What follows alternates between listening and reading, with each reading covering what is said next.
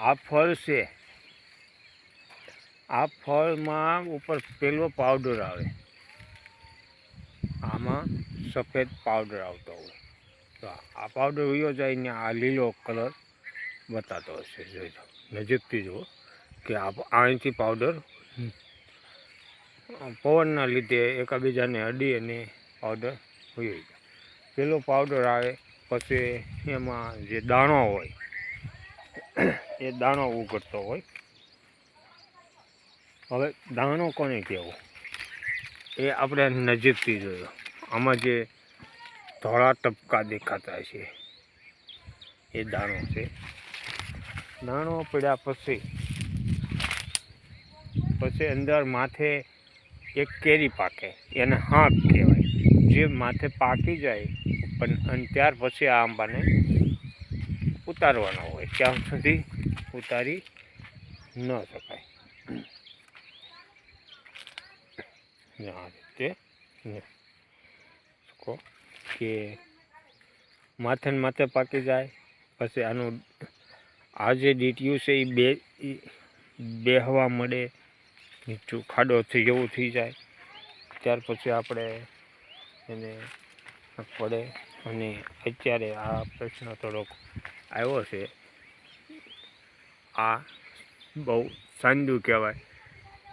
એટલે આવો પ્રશ્ન ઉનાળાની વધારે પડતી લૂ અને પાણીની ઘટ એના લીધે આ પડતું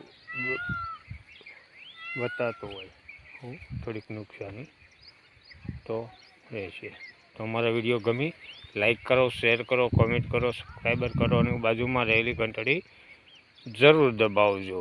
અન્ય લોકોને શેર કરજો, મિત્રોને, ખેડૂત મિત્રોને, જેથી એમ પણ આપણો વિડીયો જોઈ શકે, માહિતી લઈ શકે અને નોટિફિકેશન પણ તમને મળતા રહે. આભાર. જો ખાલી થઈ જાય, જે આવરણ હતું એ પુષ્કળ હતું અને હવે ફળ જે લાગવાના છે ને કેરી જે બેહવાની છે એ ઓછી પ્રમાણમાં રહે છે.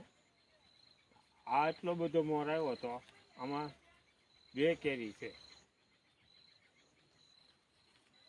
આ રીતે બેઠક હોય કેરી. આમાં આ 1, 2, આ 5, 6 કેરી છે તો એમાંથી 1 થી 2 જ કેરી રહે, બાકીની બધી ખરી જ આવે. એટલે જે ઓના વર્ષમાં જેટલું આવરણ હતું એ ફાલ ખરી જાય છે. ઝાકળ આવે એટલે કેરી ન રહે, ખરી જાય. અને આ કેસર આંબો છે ને એ હંમેશા 1 થી 2 જ મોરના ઓલામાં દાંડલીમાં હોય કેરી, બાકી બધું ખરી જાય. આ આંબો છે ને આ જમ્બો કેસર છે. આ આંબાની બેઠક છે ને આ રીતની હોય, આ બધું ખરી જાય. હા, આ પીળી થઈ જાય અને એ બધું ખરી જાય જમ્બો કેસર. અને હમણાં આપણે બતાવીશું કેસર આંબો. પણ આ કેસર ખરો પણ જમ્બો એટલે મોટો ફળ થતું. આ આપણો એનો કેસર,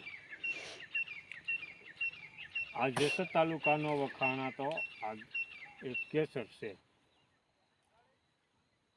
આ આટલી બેઠક છે પણ આ રીતે પીળું થાય અને ખરી જાય. આ ખરી જાય, રહે નહીં આ ફળ. એટલે આ કેરી જે દેખાય ને એ બધી રહે નહીં, ખરી જ જાય.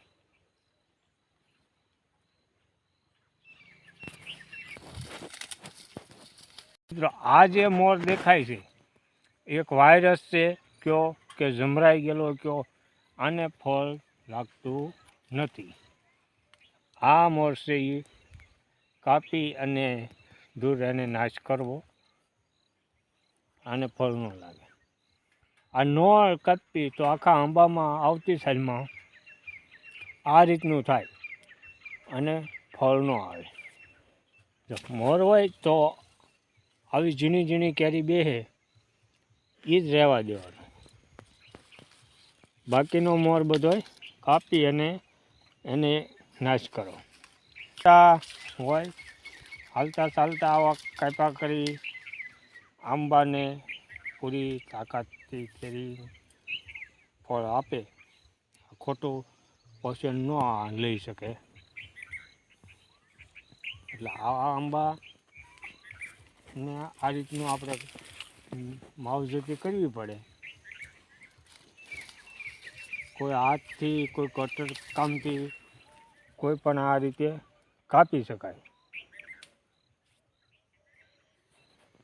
ડીપ પ્રોજેક્ટમાં આપેલા આંબાની અલગ અલગ જાતિઓ અમે વાવવામાં આવી છે. સીતાફળ છે, જમરૂખ છે, દાડમ છે, કાજુ છે, અનેક 20થી 25 વેરાયટીઓ આમાં વનસ્પતિની અમે વાવવામાં આવી છે.